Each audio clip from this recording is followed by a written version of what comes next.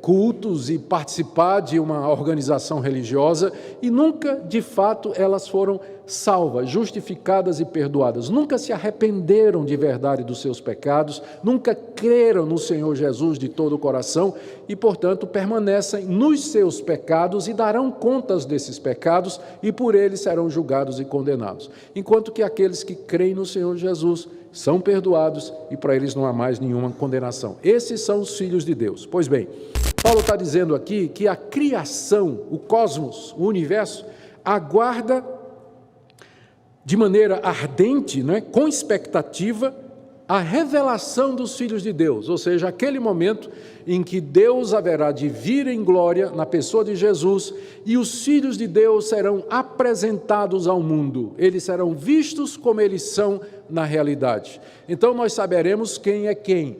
Então nós estaremos naquela forma final, redimidos, ressurretos, sem mais pecado, imortais, perfeitos, num corpo incorruptível, prontos para morar no novo céu e na nova terra onde habita a justiça.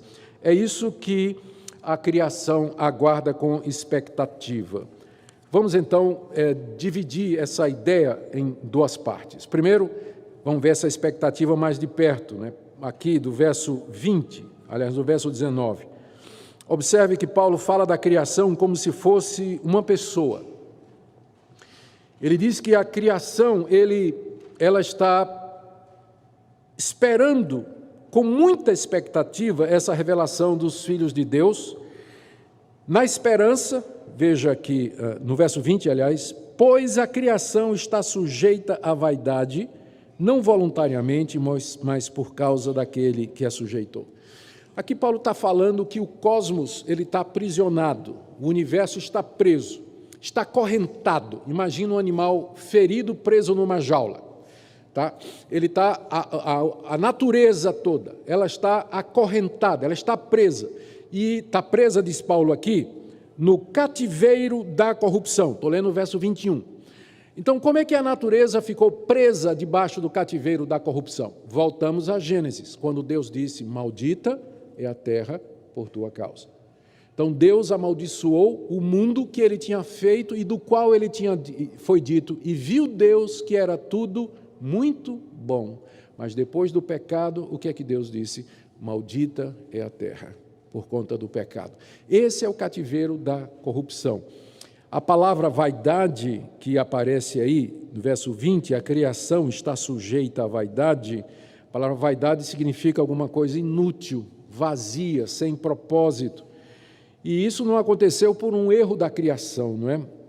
Como se fosse algo voluntário da parte dela, como Paulo diz no verso 20, ela está sujeita à vaidade não voluntariamente, mas por causa daquele que a sujeitou. A referência aqui tanto pode ser a Adão, mas mais especificamente a Deus. Deus sujeitou a criação à vaidade, não porque a criação quis ou fez alguma coisa errada, mas porque o seu representante, que era o homem, desobedeceu a Deus e introduziu o pecado no universo perfeito que Deus havia feito. Então, a humanidade hoje, ela está sujeita a essa corrupção e ela vive na expectativa do dia em que ela será liberta do cativeiro.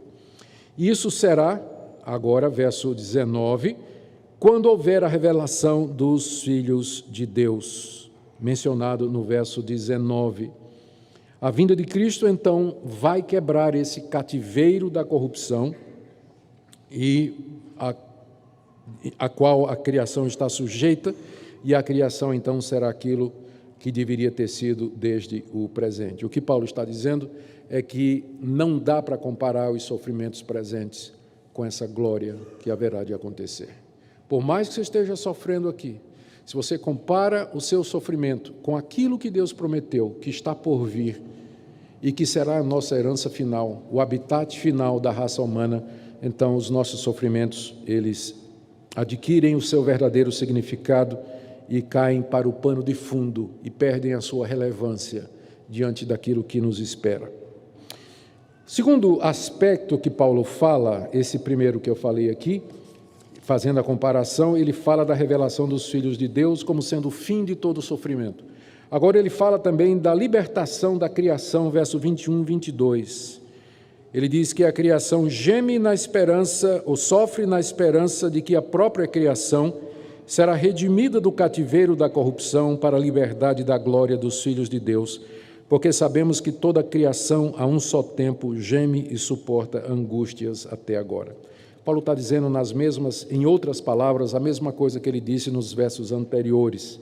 Ou seja, primeiro, que a criação está cativa da corrupção. Quando ele fala em corrupção aqui, a gente tem que entender isso como aquele processo de decaimento, declínio da natureza que foi imposto por Deus quando o homem caiu. E a criação está presa, ela está cativa, ela não tem saída. Por isso, Paulo diz aqui que ela geme e suporta angústias. Toda a criação, ou seja, não há nenhum ser criado que escape disso, a um só tempo, como se fosse um coro fúnebre gemendo, e até agora, são os 3 termos que Paulo usa para qualificar o gemido da criação. Toda a criação, a um só tempo e até agora. Como se a criação fosse um grande coral gemendo diante de Deus e dizendo: até quando o Senhor nos manterá cativos, presos à corrupção, à vaidade? Até quando isso vai acontecer? E na expectativa daquele dia em que Deus trará a libertação, que é o que diz o verso 21, a liberdade da glória dos filhos de Deus. Vou ler outra vez. Na esperança de que a própria criação será redimida, libertada do cativeiro, da prisão, da corrupção, declínio que ela vive agora, para a liberdade da glória dos filhos de Deus. Ou seja, quando Cristo voltar e os filhos de Deus forem libertados do domínio da morte e do pecado, juntamente com eles a criação será liberta do cativeiro da corrupção. A figura que me veio à mente quando eu estava estudando isso aqui foi de um animal ferido, enjaulado, gemendo, gritando e olhando para uma jaula ao lado onde estava o responsável pela sua prisão. E esperando o dia em que aquele responsável vai ser liberto, para que ela também seja liberta. A criação, acuada, ferida, presa, ela clama, ela grita, nós é que não ouvimos. Aliás, ouvimos os transtornos, não é? Climáticos, os transtornos físicos que acontecem, o nosso próprio sistema que se corrompe. A gente sabe que se a gente abandona uma coisa, a tendência dos sistemas é perder energia e se desorganizar. Então, há um decaimento na natureza, as leis da natureza todas apontam para isso aí. A terra como que está murchando, o mundo, os sóis esfriando, né? As estrelas esfriando, o universo como que perdendo a sua vitalidade. Tudo isso foi imposto pelo nosso Deus como resultado do pecado, para que nós vejamos a seriedade do pecado e também a grandeza da glória que Deus preparou para nós. Ou seja, não há comparação entre os sofrimentos que nós passamos aqui e a glória que haverá de ser revelada em nós mediante Jesus Cristo. E o terceiro aspecto dessa comparação tem a ver com a redenção do nosso corpo, que está no verso 23. Veja o que Paulo diz: e não somente ela, a criação, mas também nós que temos as primícias do Espírito e igualmente gememos em nosso íntimo, aguardando a adoção de filhos, a redenção do nosso corpo. Aqui eu quero destacar algumas coisas. A primeira delas é que Paulo diz que o fato de nós sermos crentes não nos salva, não nos protege dos sofrimentos desse mundo presente. Notaram isso? Olha como ele diz. E não somente a criação, não somente toda a humanidade, o resto da humanidade, mas também nós. Quem são esses nós aqui? Ele explica: nós que temos as primícias do Espírito. Quem são esses que têm as primícias do Espírito? São os filhos de Deus, que foram salvos, que foram justificados, que foram perdoados, que receberam o Espírito Santo, que dá testemunho, que nos guia, que nos orienta, que nos inclina a pensar as coisas de Deus. Tudo isso que Paulo falou no capítulo 8. Nós temos o Espírito Santo. Então, o fato de nós termos o Espírito Santo não nos protege dos sofrimentos do mundo presente. Não é isso que ele está dizendo aqui? Vou ler de novo. E não somente ela, a criação, mas também nós que temos as primícias do Espírito, igualmente gememos em nosso íntimo. Então, eu espero que esse versículo cure você daquele falso evangelho, chamado às vezes de teologia da prosperidade, que diz que se você for fiel o suficiente, tiver fé o suficiente, você não vai sofrer nesse mundo. Inclusive tem igrejas cuja propaganda é pare de sofrer. Não é a igreja do apóstolo Paulo essa, pode ter certeza. Ele está dizendo que inclusive nós que temos as primícias do Espírito Santo, igualmente como os demais, gememos no nosso íntimo. Gememos de quê? Nós gememos pelas dores, pelas tragédias, pelas perdas, pelo sofrimento que nos acontece. Acontece com o descrente, acontece com o crente. Se um avião cai, morre crente e descrente. Se tem um acidente de ônibus, morre crente e descrente. Se tem uma epidemia, morre o seu filho e o filho do ateu, seu vizinho. Se há um problema financeiro no país, a sua empresa fecha, igual a empresa do ateu. Porque nós vivemos num mundo que está debaixo do sofrimento e a presença do Espírito Santo não é uma espécie de garantia de que estas coisas não nos atingirão. É exatamente por não entender isso que muitas pessoas entram na igreja atrás das bênçãos materiais de Deus. E aí recebem promessas de falsos profetas e falsos pastores. E quando essas promessas não se cumprem, eles se desiludem. E em vez de se desiludir com aquela igreja e com aquele falso pastor, se desilude com o cristianismo em geral e com o próprio conceito de Deus. E aí forma uma legião incontável de desigrejados, pessoas que tiveram experiências negativas em igreja porque tinham expectativas erradas a respeito do que é o Evangelho.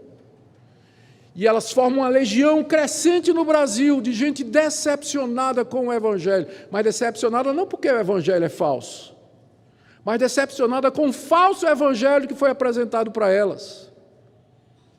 Falso evangelho, o verdadeiro evangelho é esse aqui.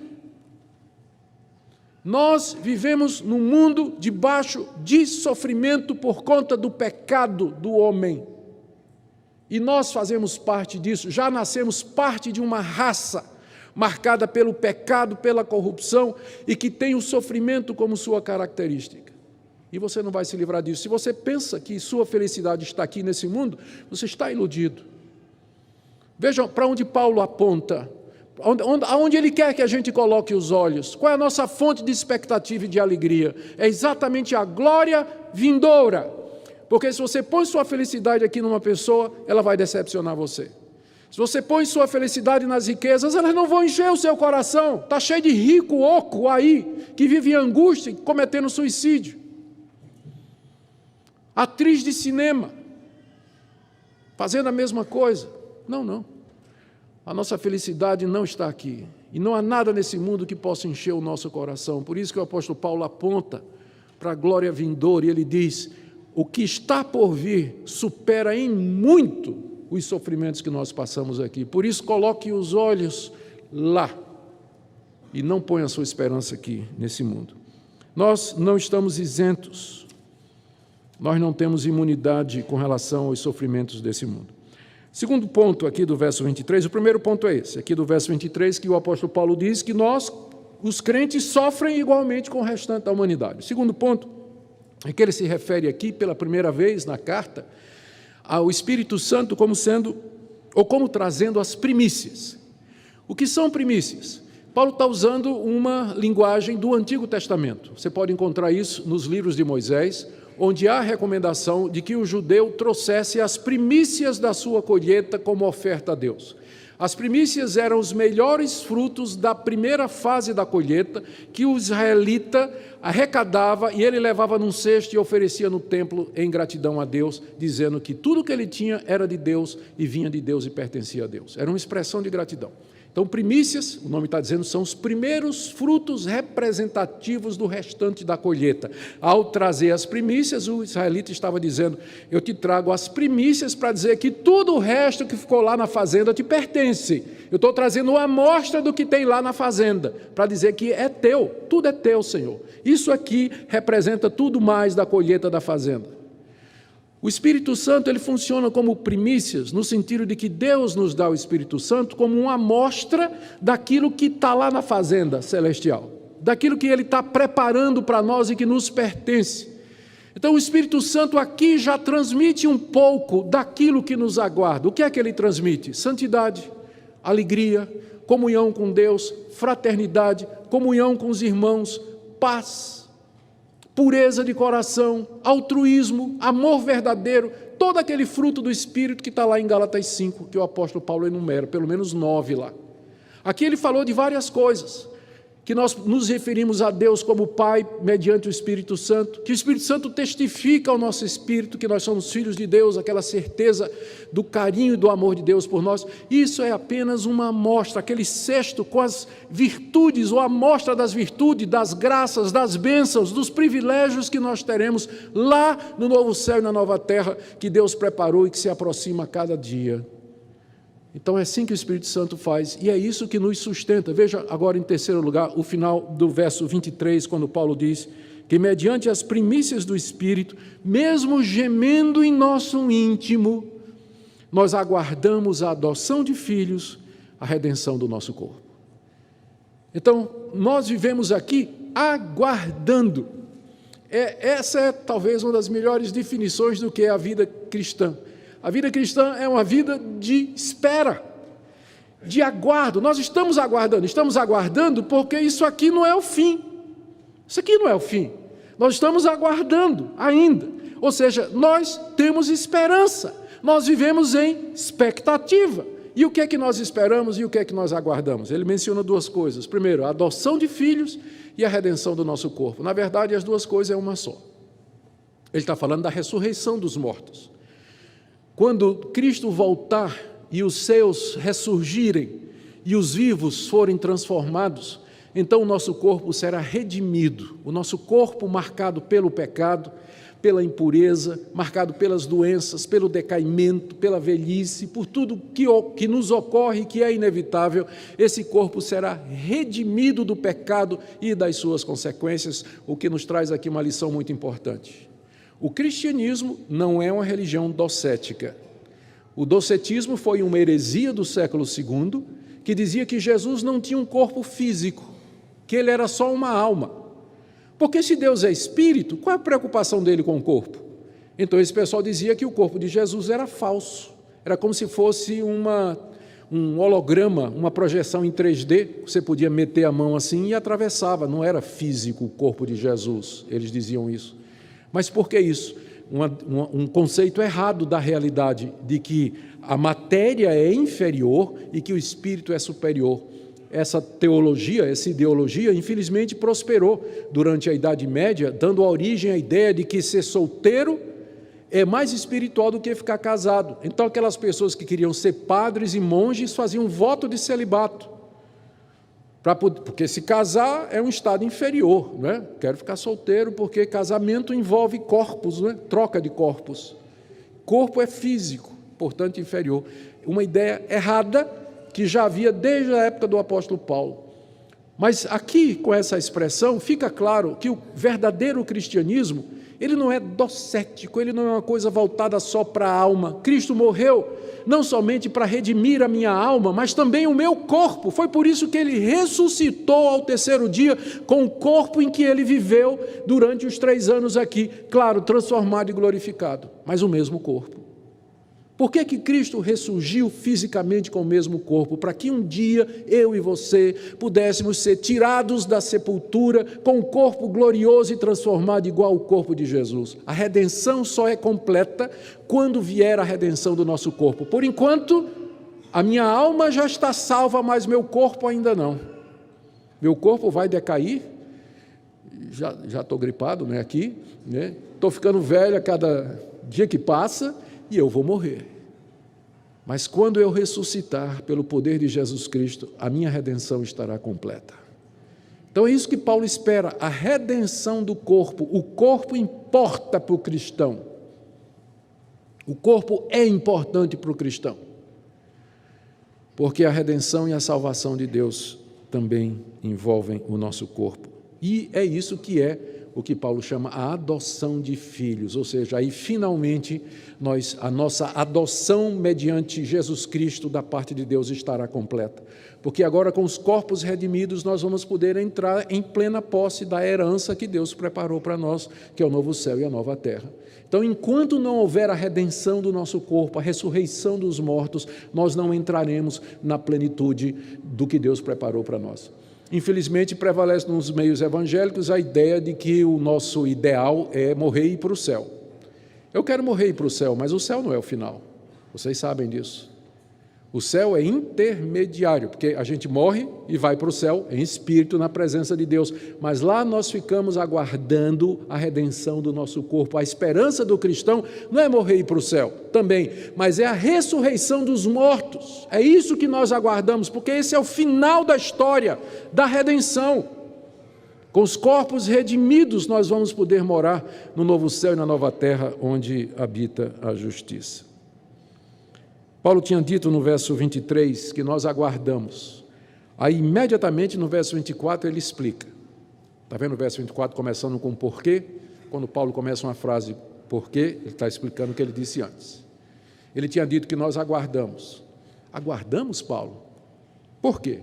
Ele explica. Porque na esperança fomos salvos. Ou seja, quando eu fui salvo na esperança de que Deus iria fazer alguma coisa.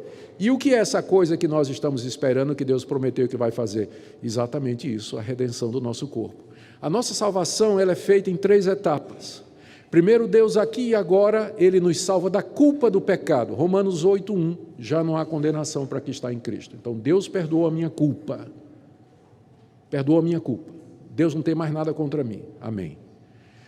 Mas não acabou, não é só isso, porque eu ainda continuo pecador, eu estou perdoado, mas o pecado ainda está em mim, e eu ainda cometo pecados. Então, nessa segunda fase, depois que Deus perdoa a minha culpa, Ele começa a trabalhar com o pecado em mim. Então, Ele serra aqui, emenda aqui, costura acolá, edita aqui, não é? E dói. Mas é o processo de santificação aqui nessa vida, da qual os sofrimentos fazem parte. Deus usa o sofrimento exatamente para quebrar o domínio do pecado em mim, para me mostrar, você está apegado a essas coisas, você tem ídolos no seu coração, você não está pensando em mim, você passa o dia todo pensando naquele cara, pensando no teu negócio, pensando nas coisas que você tem, pensando naquele projeto de vida, e você me deixa para o último lugar. Então, desculpa, vai doer, estou avisando, mas eu vou cortar o cara, eu vou cortar o projeto, eu vou cortar aquela fonte de renda, eu vou cortar isso, para que se volte para mim, porque eu sou o teu tesouro mais precioso. Então, Deus está aqui nesse mundo trabalhando em nós para quebrar o domínio do pecado em nós, e Ele não acabou ainda. A prova disso é que você está vivo e está aqui hoje à noite. Então, Ele não acabou ainda o processo, tá? E vai doer, lhe garanto. E tem a terceira fase, que é quando Ele vai nos livrar da presença do pecado. E isso acontecerá na vinda do Senhor Jesus, quando Ele ressuscitar o seu povo de entre os mortos, e ressuscitaremos num corpo incorruptível, imortal, glorioso, perfeito e puro, com o qual nós vamos poder herdar o paraíso restaurado que Deus já preparou para nós. Portanto, na esperança fomos salvos. E Paulo disse, ora, esperança que se vê não é esperança, pois o que alguém vê, como espera. A gente espera aquilo que a gente não vê. Eu não estou vendo isso. O máximo que eu posso ver é olhar as descrições que eu tenho na Bíblia aqui de como vai ser o novo céu e a nova terra. Você encontra no livro de Apocalipse, você encontra na 2ª de Pedro, você encontra nas cartas de Paulo, você encontra nos evangelhos, você encontra nos profetas de Israel, particularmente Ezequiel e Isaías. Você tem esse quadro da glória vindoura, do mundo renovado, onde nós iremos viver para sempre. É o resultado final do que Deus planejou. Às vezes as pessoas perguntam, se Deus sabia que o homem ia cair lá no paraíso, por que é que Ele criou o homem? Por que é que Ele colocou o teste lá? A resposta é o final. A resposta é que isso que Ele planejou, e que será o final de todas as coisas, só virá através desse processo, não tem outro caminho, o processo é esse, e o resultado final é esse. O resultado final é esse aí.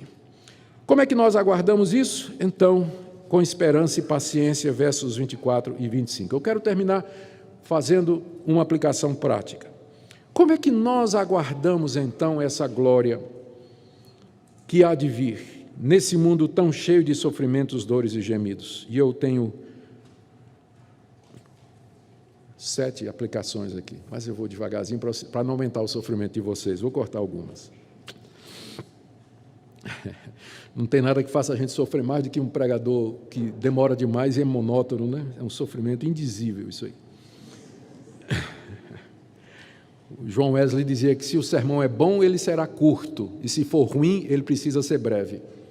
Então, concordo com o João Wesley completamente. Nem sempre consigo, mas vamos lá. Algumas aplicações aí, sugestões de como, a partir do texto, de como nós podemos viver nesse mundo cheio de sofrimentos. Primeiro, lembre que os sofrimentos que você passa aqui, se você é filho de Deus, se você está em Cristo, esses sofrimentos aqui não se comparam com a glória que lhe aguarda.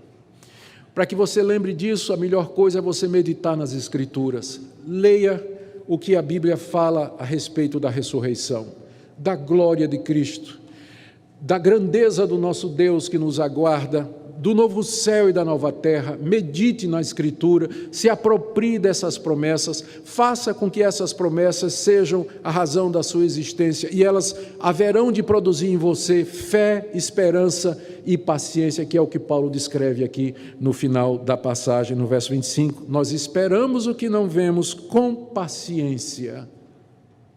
Então, antes de você se dar ao desespero, ao desânimo, ao fracasso, e chutar o pau da barraca mesmo com relação a Deus e ao cristianismo, medite na glória que está reservada para os filhos de Deus. E aí você vai ver que os seus sofrimentos aqui não são nada, comparados com a alegria, a paz, a glória, a riqueza do mundo vindouro. Segundo, lembre que os sofrimentos que você passa aqui, eles são os mesmos que o restante da humanidade passa. Não é isso que Paulo está dizendo aqui? É toda a criação que geme, toda, não tem exceção. Às vezes o cristão acha assim, acho que Deus me escolheu para me fazer o cara mais miserável do mundo, porque é só problema, só dá problema na minha vida. Não sei por que Deus me sorteou para me fazer o exemplo do que é a infelicidade nesse mundo. Querido, levante os olhos, olhe o quadro maior. Há pessoas que sofrem muito mais do que você, mas muito mais mesmo. Esses sofrimentos estão espalhados por nossa cristandade no mundo todo. Nós estamos num mundo que é marcado, sem exceção, pelo sofrimento. Então, pare de olhar para o seu próprio sofrimento. Olhe a realidade ao seu redor e, mais do que isso, olhe além pela fé para aquilo que Deus prometeu àqueles que são seus. Terceiro, medite no fato de que nem sempre o sofrimento é resultado de algum pecado em particular.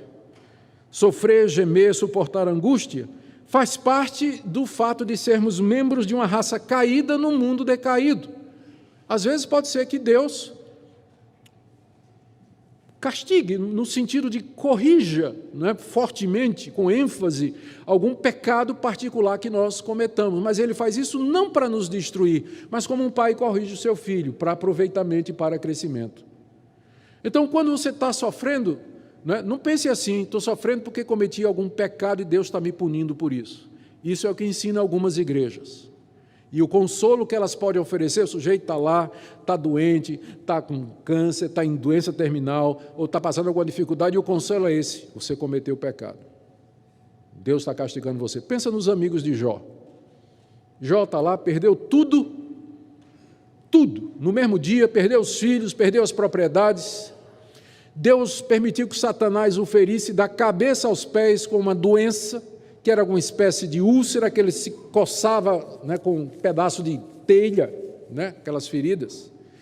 E ainda deixou aquela mulher, que ficava dizendo: amaldiçoa teu Deus e morre. Eu acho que foi a pior tentação de Jó, foi aquela mulher que foi deixada ali. Desculpa aí, um lapso. Não é? E aí chegaram os amigos de Jó para consolar Jó. E como é que os amigos vieram consolar Jó? Eu sei de que igreja os amigos de Jó eram membros. Porque eles chegaram dizendo: Jó, examina a tua vida, Tem pecado aí. Isso é maldição hereditária. Tem alguma coisa errada na tua vida, porque um crente fiel não sofre. Se ele está andando diante de Deus, ele não passa por problema. E Jó diz, mas eu não fiz nada. Jó, você é orgulhoso. Você é endurecido de coração, você é melhor do que os outros. Não, eu sei que eu sou um pecador, não valho nada diante de Deus, mas eu não cometi nada diante de Deus. A minha consciência está tranquila, eu não cometi nada. E estava mesmo. Jó era um homem temente a Deus. Diz lá o início do livro que ele temia a Deus mais do que qualquer outra pessoa. Ainda assim, ele passou por todo aquele sofrimento. Então, os amigos de Jó continuam hoje. Esse pessoal que o único consolo que tem é dizer, você pecou mesmo, você não vale nada e não traz consolo nenhum. Já encontrei gente e gente desesperada, levando um fardo nas costas, dizendo, lá na minha igreja, estão dizendo que eu estou amaldiçoado, estão dizendo que eu estou debaixo de pecado, todo esse sofrimento que estou vivendo, reverendo, mas eu não consigo saber por quê. Então, não é.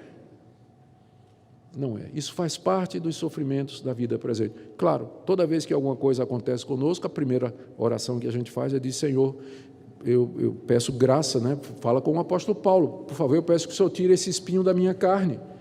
Ou o Senhor me explique qual o motivo pelo qual esse sofrimento está chegando. Se eu pequei contra ti, o Senhor me corrija.